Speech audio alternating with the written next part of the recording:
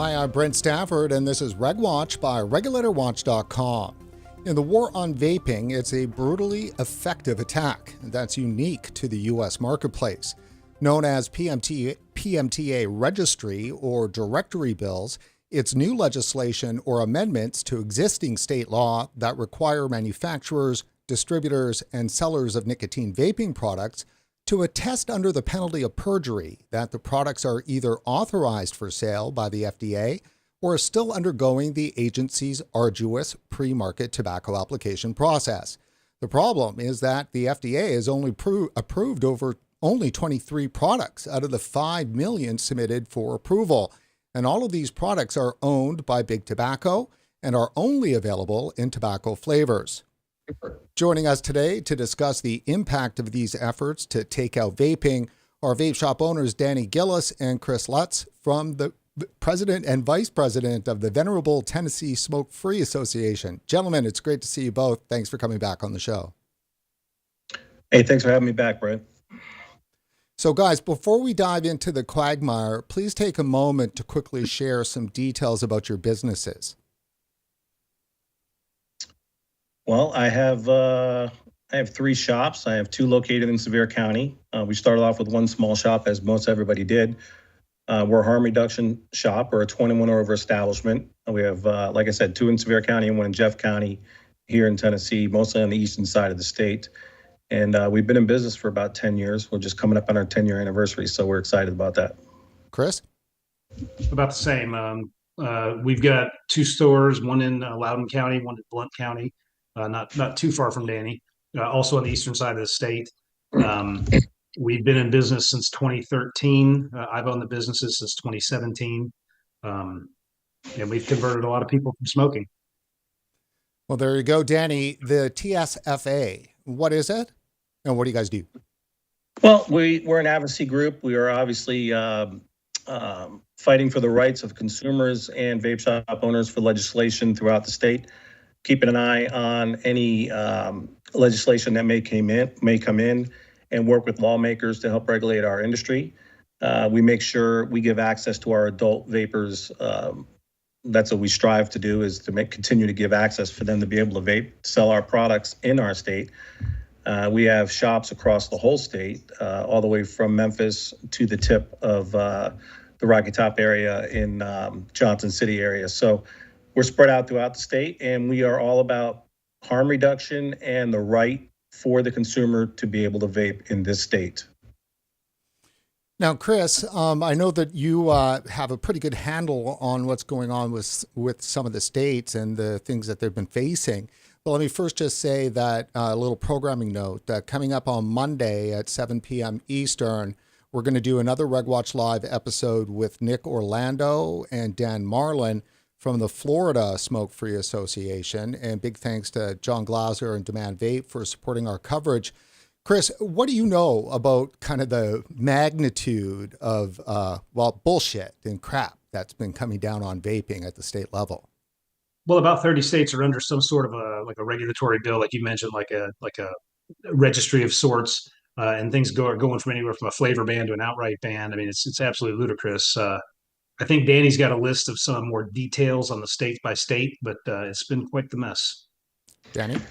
Well, to kind of come back where we left off last year, I think it was Greg Conley who put it out there, or someone put it out there in the industry, that Big Tobacco was going to come really hard this year, and that they were going to go to and tack the state level. They're going after registry bills, going to every state. They were going to try to put it through, and that definitely happened.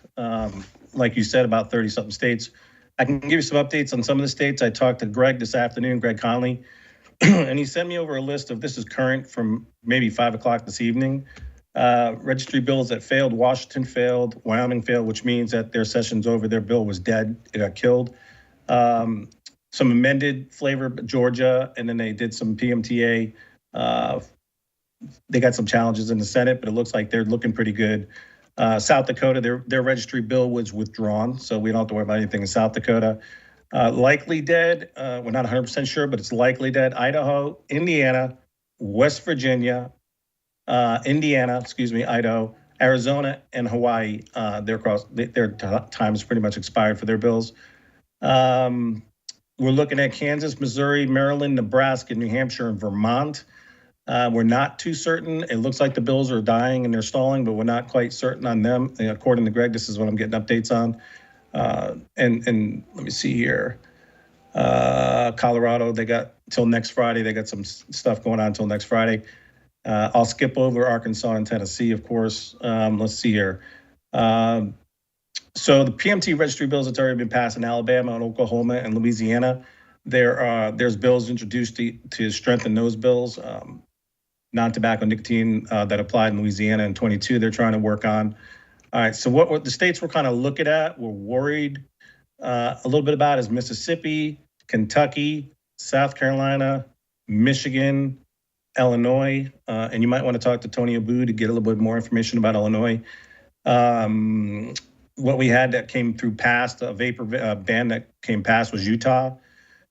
Imminent right now, what we're looking at, something that's going through is Virginia and Florida, and we're watching Florida heavily, and that's why Nick is going to come on. We talked to Nick last night, and he'll be on with you, like you said, on Monday, and he'll give you the complete lowdown. Matter of fact, he might be watching, and I'm just going to be calling him when we wrap up this evening.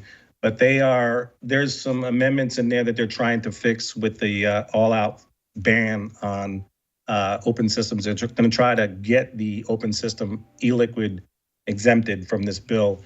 And I'm hoping Ron DeSantis, governor, actually looks at that and just outright vetoes it and says no, because he's been very favorable for the vaping industry. So I'm hoping that Nick and his team, we're wishing them luck. We're with them. We're standing with them.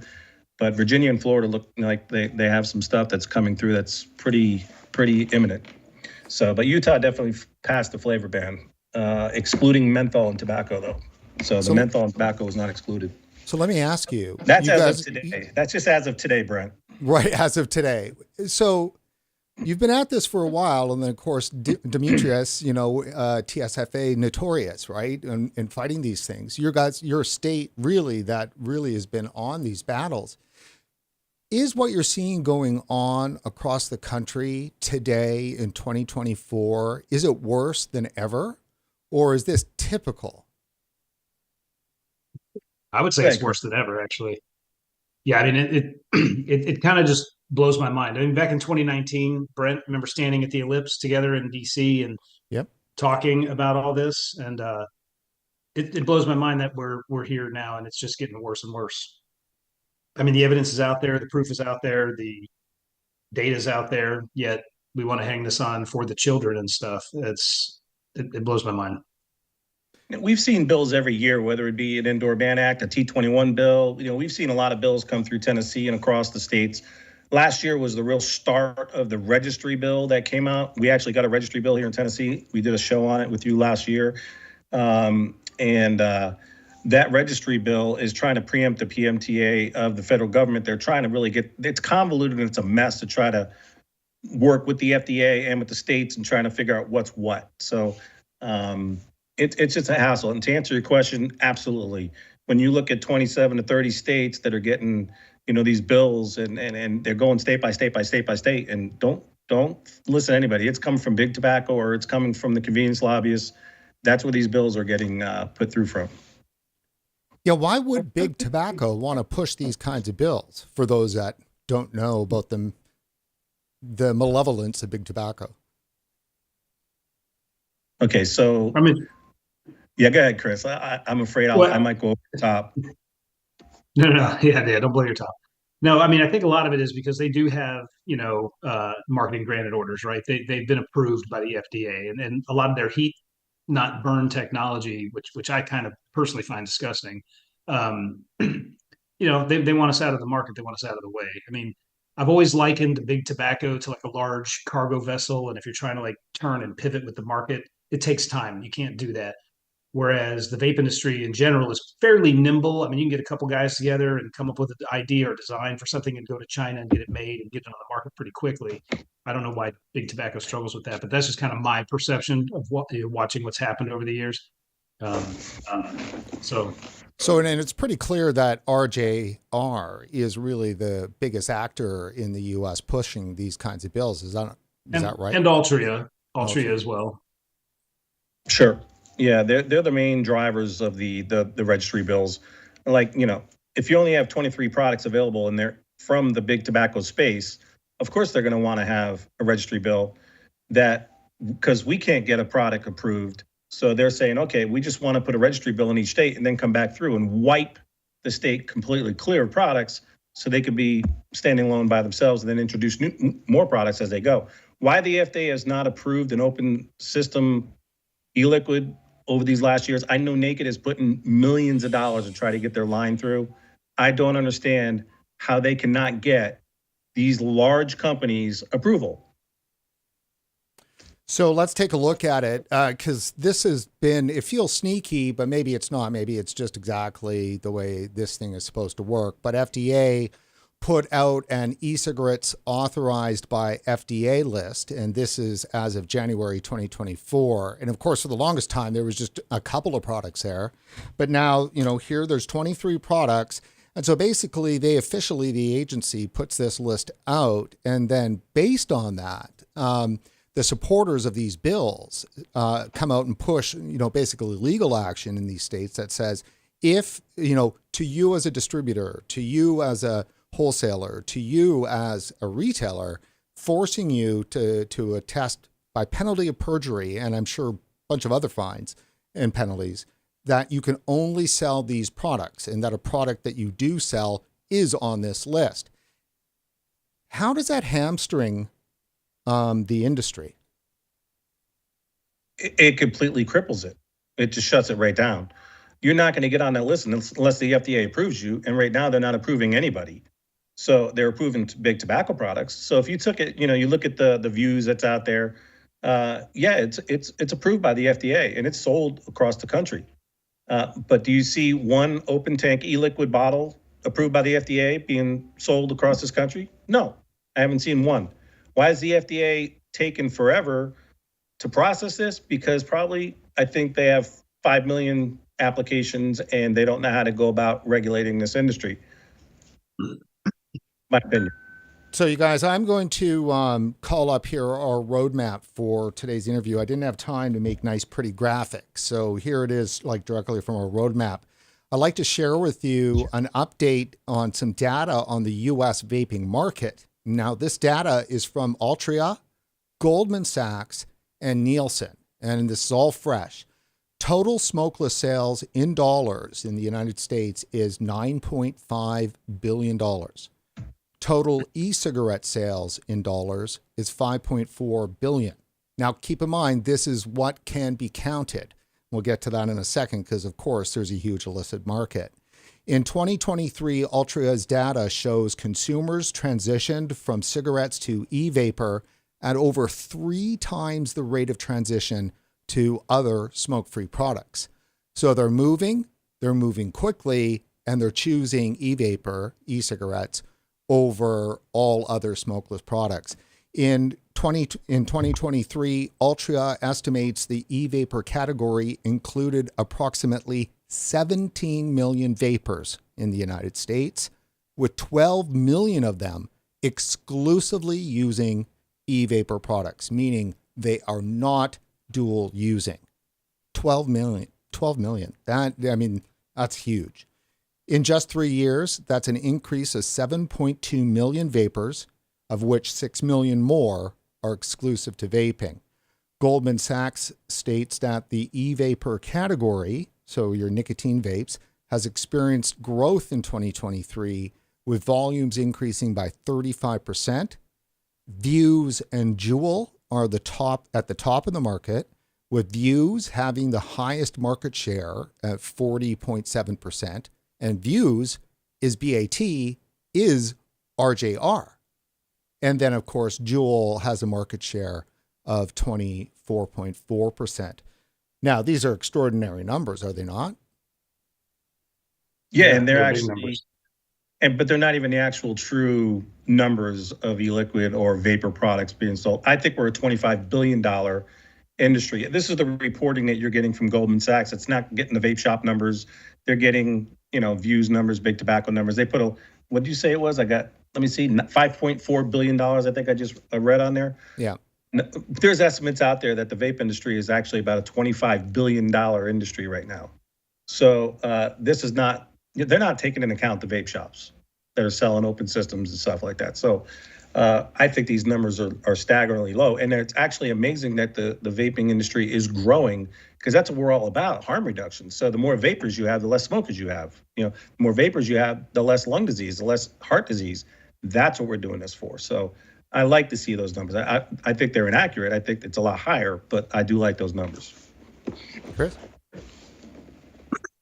Yeah, and I agree with Danny. They're not fact that there's really no way to track what we do as shop owners across the country. There is no way to aggregate that data. But I agree with Danny. It's a lot bigger than that for us. But Views and Juul, a lot of people like to vilify Juul and stuff like that. But they brought a lot of vapors in, and we get to convert them into open systems and save money that way, and it's better for you. Get away from salt nick and stuff like that. So. Danny, I'm going to ask you to share with us your thoughts on Juul. Okay. Well, I mean, I have mixed reviews. I'm a little bit like, listen, there's a place for a Juul out there, the higher nicotine, 55 milligram nicotine device for someone who's smoking 3 packs a day. There is a need for a high nicotine content device. However, you're talking about Juul. Now, Juul was in my stores back in the day, and I'm not going to try to throw trash on any company, but they are the one that basically lit the fuel and put the fire and put the youth vaping epidemic to full view and started the whole problem. In my opinion, I'm not saying that this is, they're the only company. There was others doing it, but they definitely sparked a lot of energy across the internet. And when Big Tobacco, or I call them Big Tobacco, when Big Tobacco bought Juul, I ended up taking their products out of my store because of all the legislation that was coming towards us and starting to talking about youth vaping, and it was all pointing at the Juul. So we made a decision, my wife and I, Crystal and I, made a decision that we were going to take the Juul out of our stores. And I'm not against the Juul. I'm not against Views. I think these products, like Chris said, has a very good use, a practical use to help people transition off cigarettes. So the fact that it's owned by Big Tobacco, they're the enemy of vape. They are. If they're into really harm reduction, they needed to let us get in this space and stop going after us, stop stabbing us every year and trying to go after these states and push these bills. Work with us, sit down, work something out with us, because we're not going away. The vapor industry is grassroots. It's shops that started. And yeah, technology came in. You got Big Tobacco coming in, and they want a piece of this harm reduction because they see the future. They know what the future is, and that's a combustible-less future. There's no more lighting a cigarette on fire in 5 or 10 years. Hopefully it's eradicated. That's what we're trying to do. So, I have mixed feelings about Juul. I have mixed feelings because of what happened with the youth problem in this country. I believe that problem is now, going down. But I would have rebranded if it was me. That's what I would have done. So, but now obviously disposables are the real issue, are they not? Yeah, they're popular. I've hated them since I saw them in 2019. I can't stand them, but unfortunately, you got to sell them. If you don't have them, they'll go down the street and get them in any store, and it's just, I'd rather see people use open systems. We actually converted somebody back today to an open system, Vapresso PM40. So it was nice to actually get somebody to go back. They wanted lower nicotine. You can't get it through the disposables, so we got them converted back. And that always feels good. It's like converting a smoker for the first time. Now you're converting people off of the higher nicotine disposables. Put it in another light. If you take a disposable at a higher nicotine, they make disposables in a lower nicotine, 20, 30 milligram. Then they make a 0 milligram disposable as well. There is a place for a disposable. Now, if you go into my stores, there's no cartoons. There's no straws hanging out of a disposable. There's no childish looking, and even my stores are all 21 over to just walk in the door. So I don't even let kids in my doors. But when you walk in my stores, I do sell disposables, but my disposables are mainstream label packaging. They're not these childish, there are some crazy disposables on the market. There is a true application for these devices. Now, do I love them? No. Do I sell them? Yes, because there's a demand for them. There's people out there that are in their 50s and 40s and 60s that want a disposable style device, and they smoke 3 packs a day, or they want to have it because it's smaller and it's not as hard to operate. So there is a market for it. I'm not for a ban on any vape product whatsoever. I don't care, unless it's childish and packaged all, crazy or trademarked wrong. If it's a practical product that works for harm reduction, whether it's open or closed system, I'm all about it. So let me bring this up. When we were going through the list of states that were facing these PMTA registry bills, Tennessee's not on there. What is going on in Tennessee? Because I understand that you guys have kind of shot out, a bit of a cannonball out at Big Tobacco a bit. Okay. So last year, your viewers can go back and look at the episode we did last year. We kind of left it off. Chris and I and the TSFA board, some of the members, we had a very strong registry bill that we were facing last year. And one thing about Tennessee is, well, 2 things. First of all, we have a fantastic lobby team. They are amazing, and they've been with us since day one. Our team is just outstanding. Our members are engaged, and we have fantastic members. So you also have in Tennessee, you have very educated reps and senators because we kind of stay on top of talking to them. So when, just say this registry bill last year that came through, and I won't give you the rep's name, you guys can look it up, but the rep, on the House side who co-authored or sponsored the bill, he was basically approached and say, hey, I want to do this youth restriction bill, and will you sponsor a bill? And he said, sure. And he sponsored the bill, and then they got it sponsored on the House side. And then when the bill was drafted and they actually read it, it was a registry bill with taxes, this and that, everything that everybody's dealing with all over the country. It's the same damn bill. They're just tweaking it and trying to get it into different ways. Depends on the state and how friendly they are. But it's still a registry bill. So I actually called the state representative up, told him, hey, have you read the bill? And I went over, I talked to him for an hour and change on the phone, and he immediately unsponsored the bill, dropped the bill. The senators dropped the bill immediately because they got to see what it was. Now, again, Tennessee, we've been engaged for 10 years straight. Some of these states, unfortunately, don't have, a lobbyist, don't have a strong organization of shops, that can come together. I believe we were the first organization that formed in the country, Tennessee, with Dimitri, when he put this together back in the day. So, we have a strong foundation, and the lobbying and knowing your reps and educated and having people fighting year round, not only during session or when you see a bill come your way. You got to fight year round, stay educated year round. And I think we've done that. And I'm not bragging or boasting. I'm just saying, Dimitri really started a good template, and us as vape shop owners have just, united to kind of keep it going forward. And it's gotten worse over the last few years, not better. It's gotten worse. But the relationships we built with the lobby team, we've been able to counteract these bills and defeat them. Now, so this year they didn't put up a bill. They didn't put up a bill, but you guys put up a bill. Yes. Yes. Well, let's just put it this way: if you're walking down the halls and you're constantly getting stabbed every year, you're always on defense. Every year you're on defense, trying to put out a fire. Well, last year when that registry bill came through, we had a board meeting, we talked. I said, you know what, we're done on defense. It's time to go on offense and say, listen, if this is about the children, we're going to write a bill that's going to fix this to give adults access for a harm reduction product and restrict it to youth. We're going to do it as the vapor industry on the ground. We're going to do it, not, some 7-Eleven or Waggles or good gas station or whatever. We are the vapor industry in Tennessee. I'm sorry, convenience store. We are the specialty shops that sell nicotine products. So we want to be the one that sets the regulations up. We should not have RJ Reynolds or Altria trying to create a law or a registry bill for our products, and they don't even have skin in the game on the stuff that we sell. So they might have 2 products that are put out there in stores or not in some of our stores, but they're not the industry. We are. So I can't stress that enough to all the states out there that have orgs and you should come together and just step up and say, listen, we're the vapor industry. Don't let big tobacco take over your state. Don't let them do it. Fight. So we decided we weren't going to get stabbed anymore.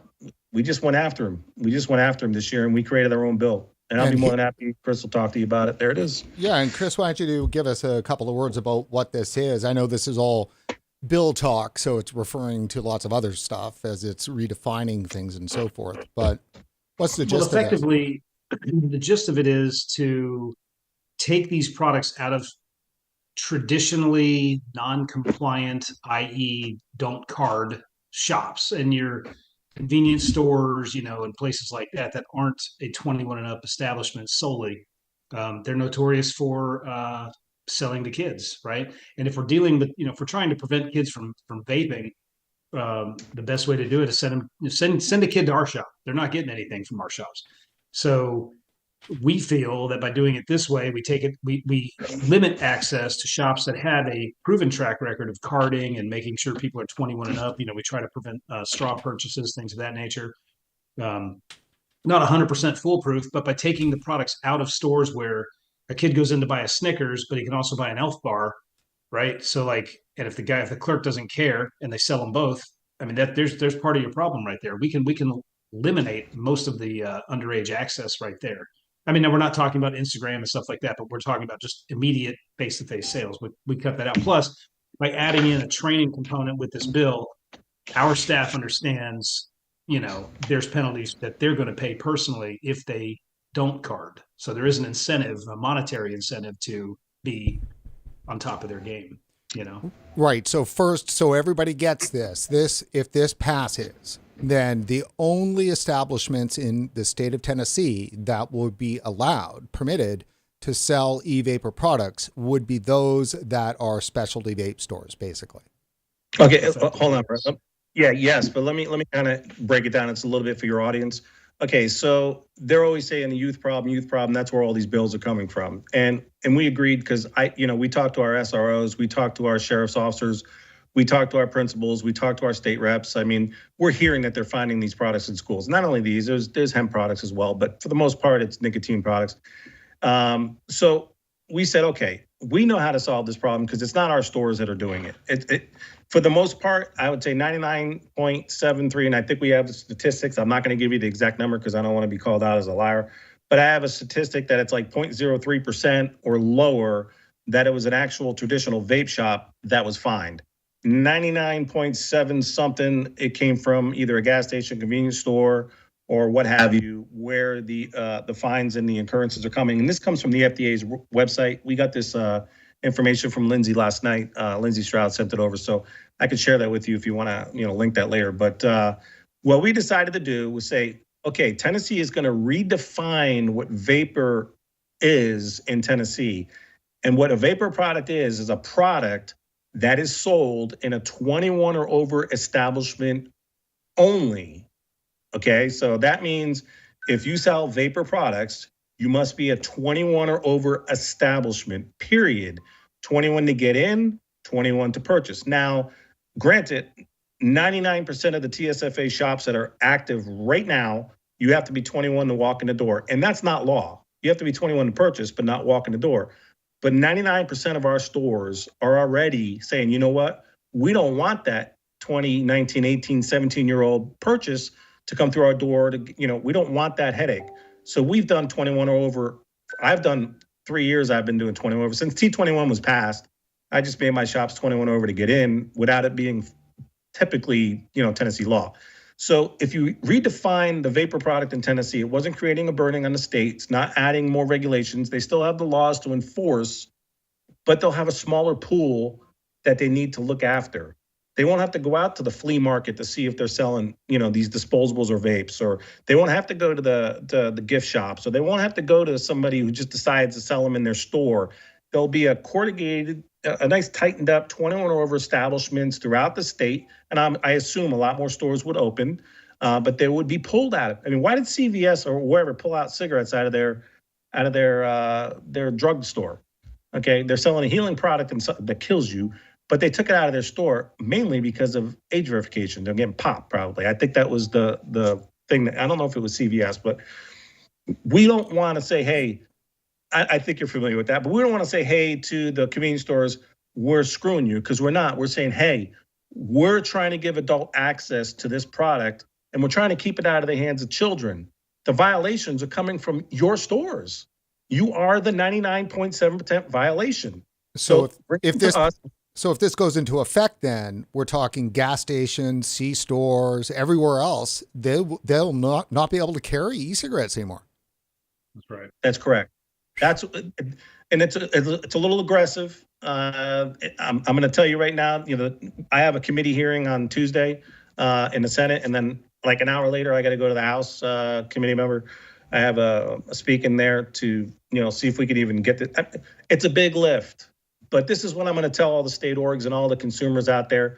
Stop getting on defense, get on offense. Fight. Go out.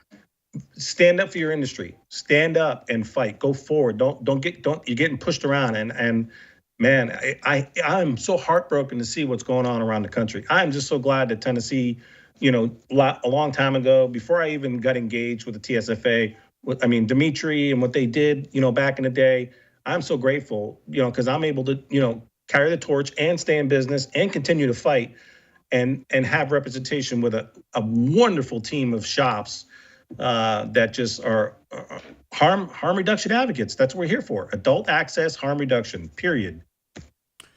Yeah. Chris, is there any chance that this bill will pass?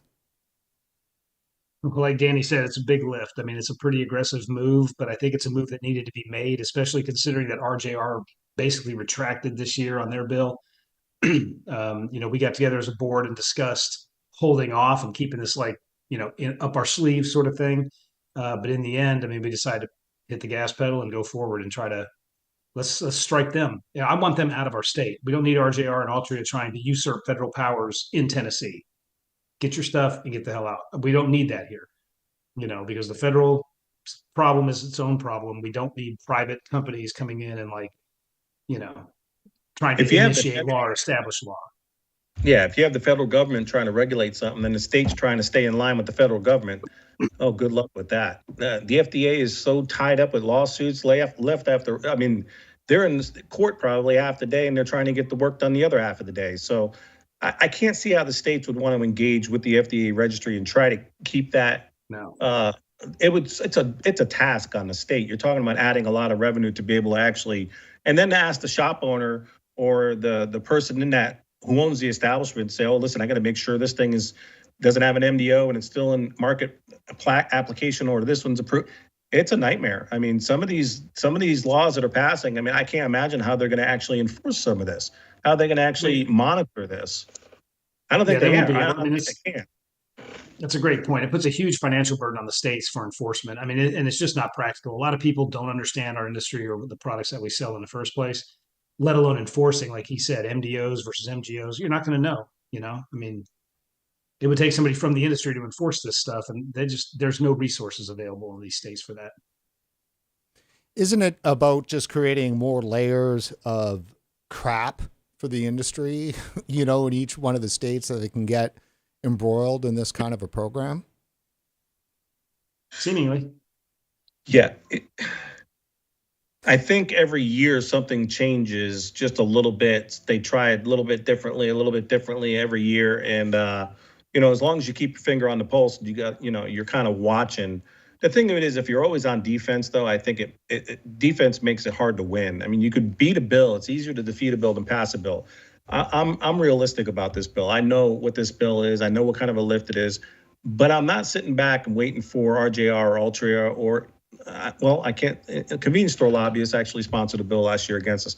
I'm not necessarily looking to be on defense all the time, and just always constantly, oh, are we going to shut down? Oh, that we have to fight this thing. So we're saying, hey, listen, I'm not looking to be aggressive towards any industry out there. I'm just saying, leave us alone. Let us do our thing. And if this is the issue, if it's about kids, here's our solution. We have a solution. We have the solution. Here it is. Now, if the legislators look at it and go, oh, well, wait a minute, that might, do this or this or this. Well, we need to basically have a conversation and say, listen, is this about youth vaping? Is it about youth access? Or is it about something else? Let's get to the bottom of what it actually is. And we've always been told it's youth vaping. So we're like, you know what? We agree with you. Let's fix this. Well, when it comes to the opponent here, there's the old saying that the issue is never the issue. The issue is always the revolution.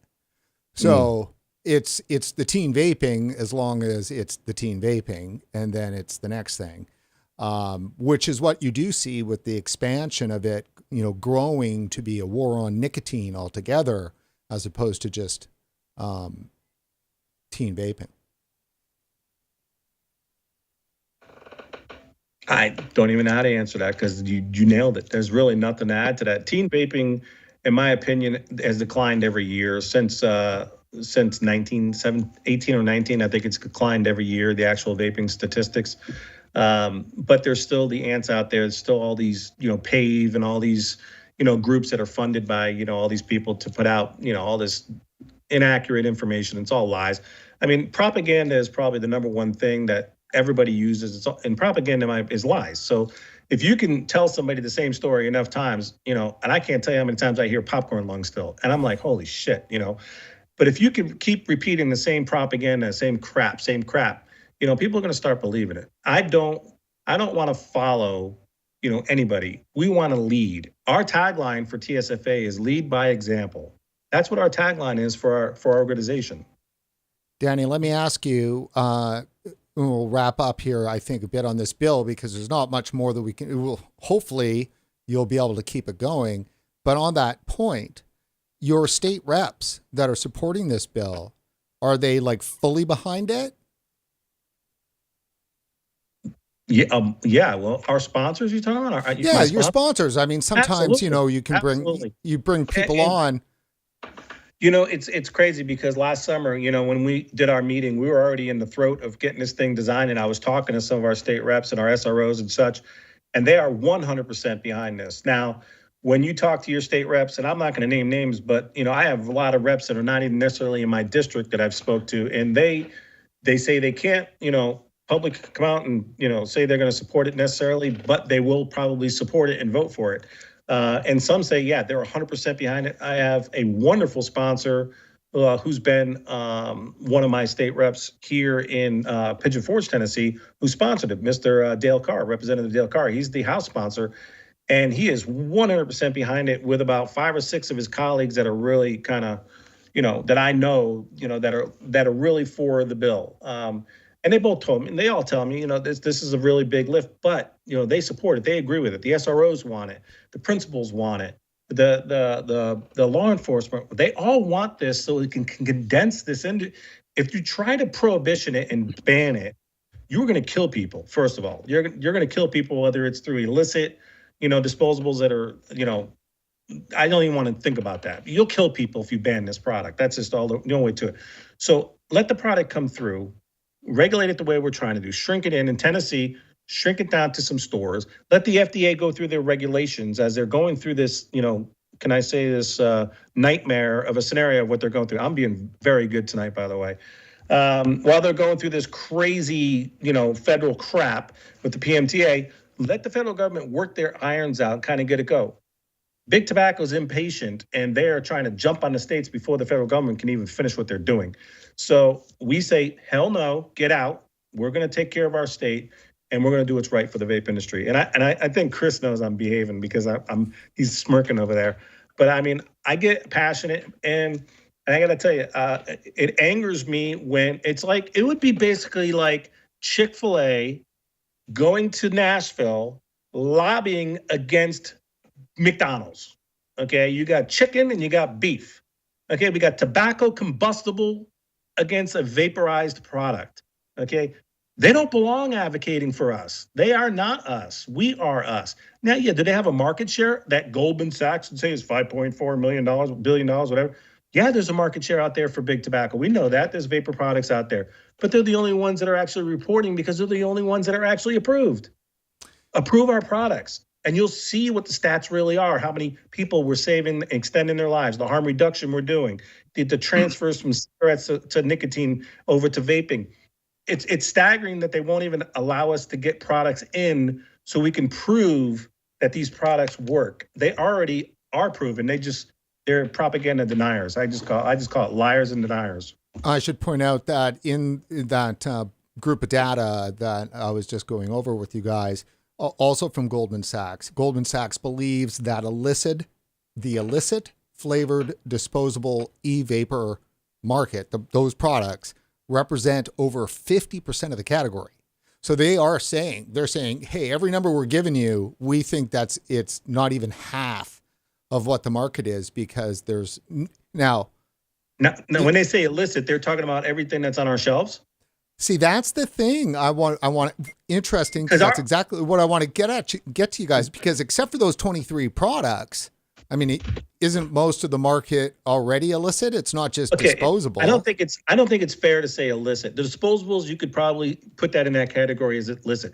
As far as the MDOs and the PMTAs that are in application, those are not illicit products. Those are going through applications. So for Goldman Sachs to say it's $5.4 billion and then the rest is illicit, that's a bunch of shit. Well, they aren't fine pointing it. They're not carving it up. So it's not certain if it's only the 23 approved products. I don't think that's the case. I mean, could it be $5.4 billion and it's only out of those 23, approved products? I don't think so.